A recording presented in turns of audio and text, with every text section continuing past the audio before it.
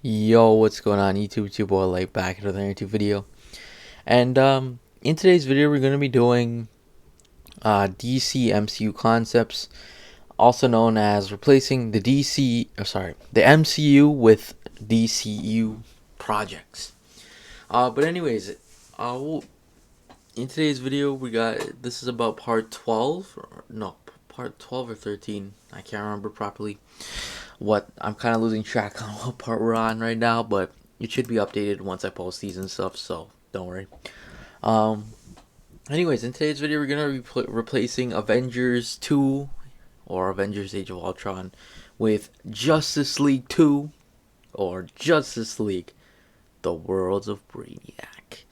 I know that's honestly that name is alright. Honestly, I was tempted to do Justice League the Age of Brainiac as a kind of nod to Age of Ultron, but then I was just like, the world of Brainiac sounds kind of cool, so I was just like, why not? Now, with this movie, it's gonna really have a lot of it's gonna have a lot of focus on certain characters. I want to get that out of the way real quick too. Uh, just the way I'm setting this up is I'm trying to focus and have spotlight on different characters and stuff like that. Like for example, Cyborg was pretty much a main focus in the first one, of course. Whereas now I'm gonna really focus more on some of the other characters. So that's what I want to do.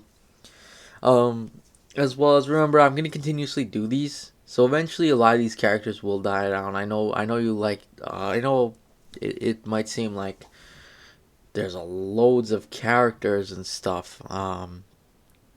But I mean, again, eventually they'll die down and stuff. I do have plans for all these characters, so don't worry. There's gonna be a few like big heroes that are kind of minor. I'm gonna be straight up.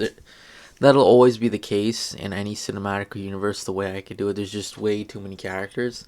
So there's obviously gonna just be some minor characters. I'll eventually go on and explain them, but yeah. Anyways, so yeah, this is gonna be called Justice League: The World of Brainiac, and of course the main villain is going to be Brainiac, who we got a little tease of in Superman Man of Tomorrow, Superman 2. Uh, so yeah, a bunch of heroes will be introduced. First of all, introduced wise, Martian Manhunter is going to be introduced.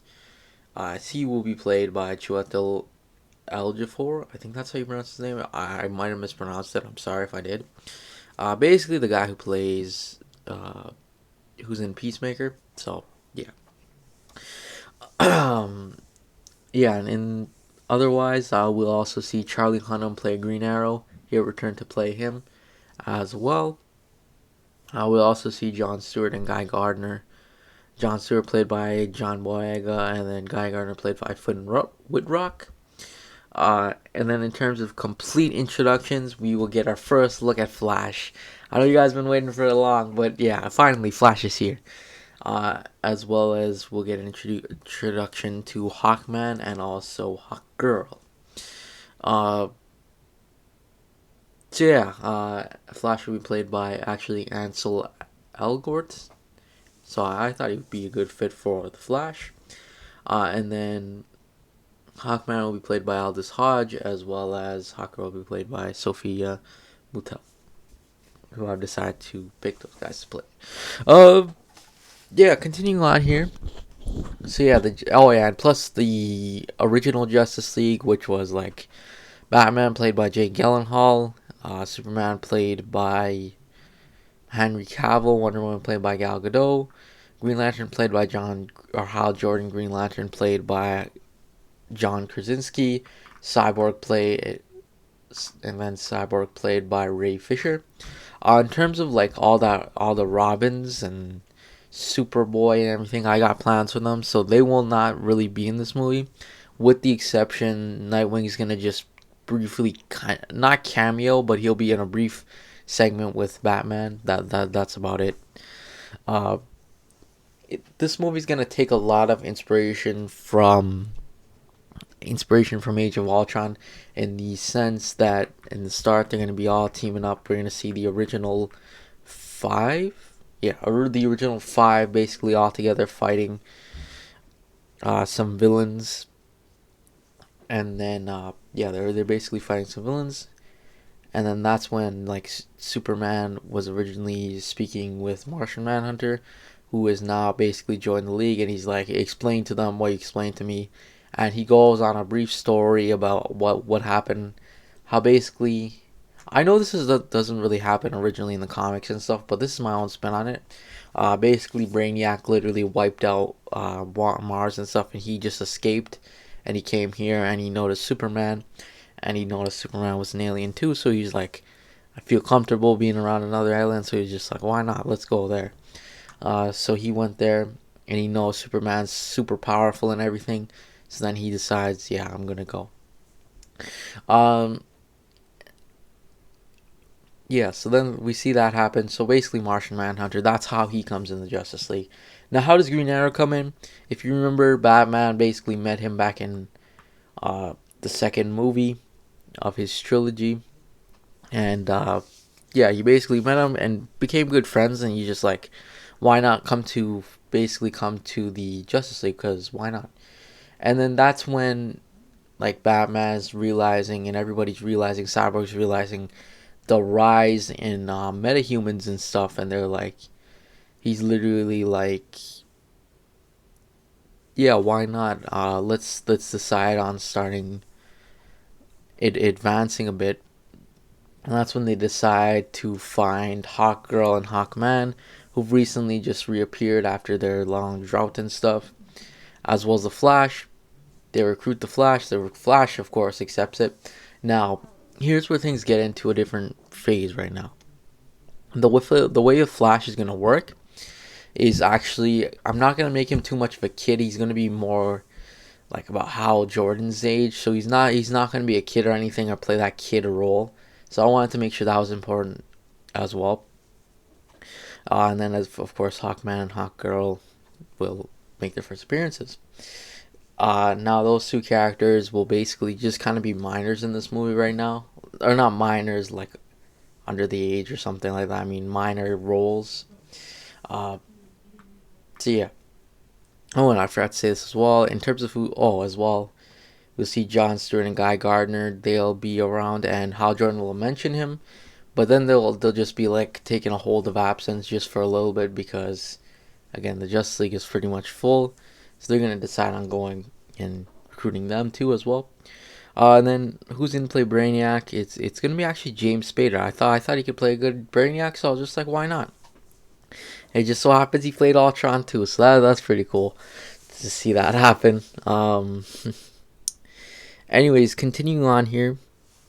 So yeah, we have the whole Justice League lineup as we see Brainiac's basically destroying up the place, and then he ends up going to Earth, of course, and he's trying to collect everything. And this is where we see a very questionable turn.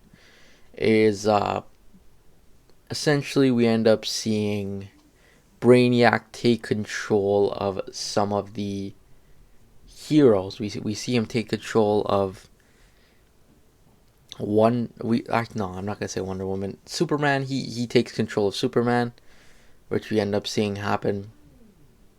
And we end up seeing him take control of Hawkman and Hawkgirl, as well as